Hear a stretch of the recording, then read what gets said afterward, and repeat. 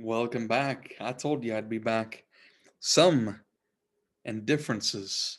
We're going to find some sums and differences of polynomials. So what we're doing in algebra is we're setting the foundation for so many things and so many things that you can apply. So let's talk about what this means. Sum means to add. Hopefully you remember that, while difference means to subtract. All right. So on example one, we've got to add.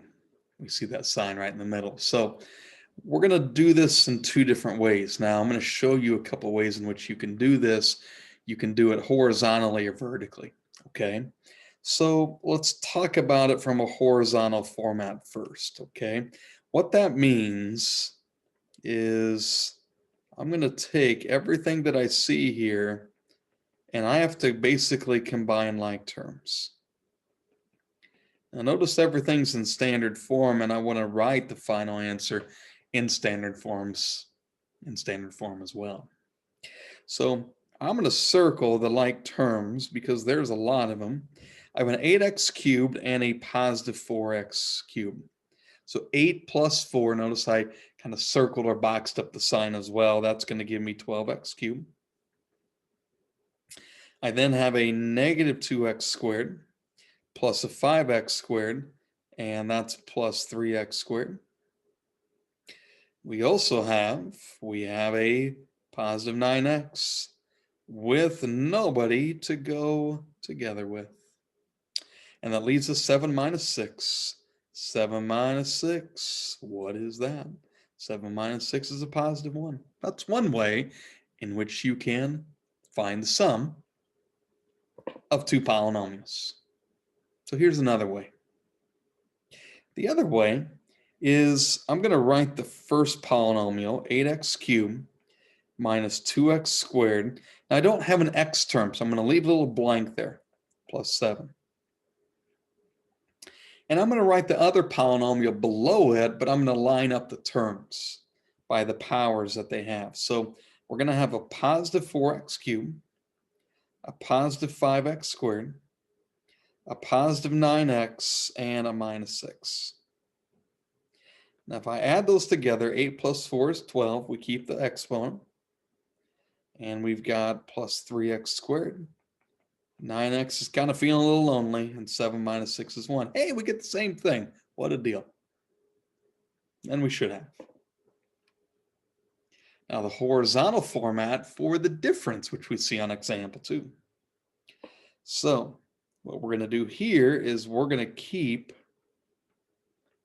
8x cubed minus 2x squared plus 7. Now, this is like a negative 1 sitting in front. You might go, hey, we've kind of done this a lot. Yeah, we actually have.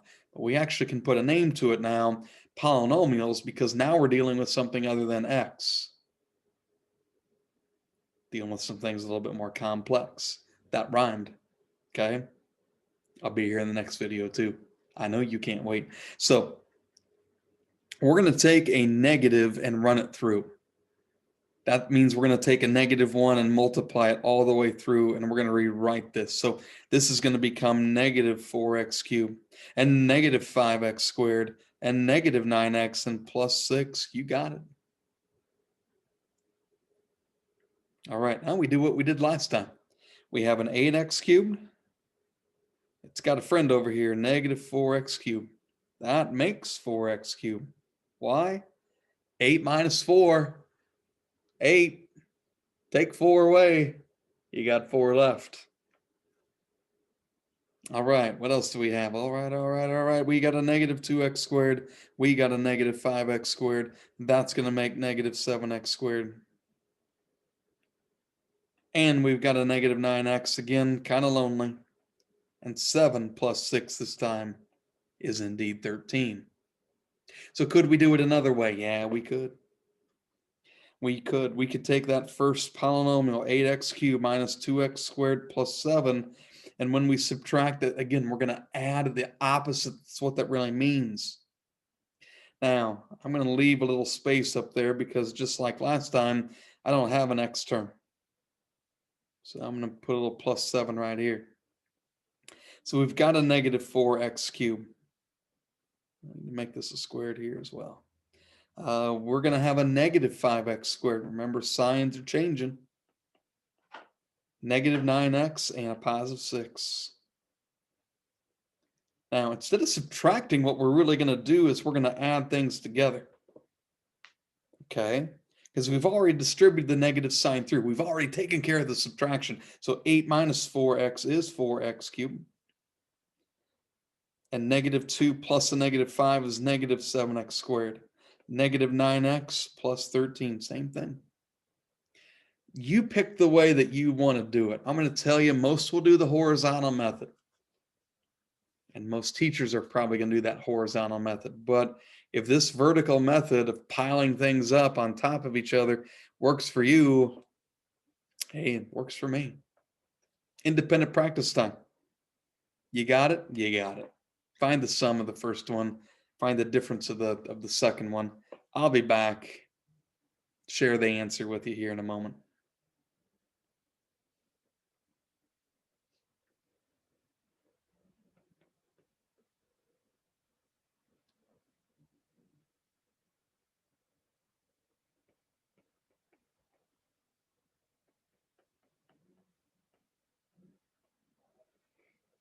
Some people don't always listen to the videos, so you know what? You might, if you just wrote that down, listen to the video. I like pizza too. Let's take a little pizza away. So, what do I have? We're going to even take that sign away. How about a little 3x to the 5th? And we probably need an x to the 4th term in there as well, don't we? So let's do this. Let's do a little 3x to the 5th. Nothing going on with it. Here comes x to the 4th. Negative 7x squared plus 2x squared, negative 5x squared.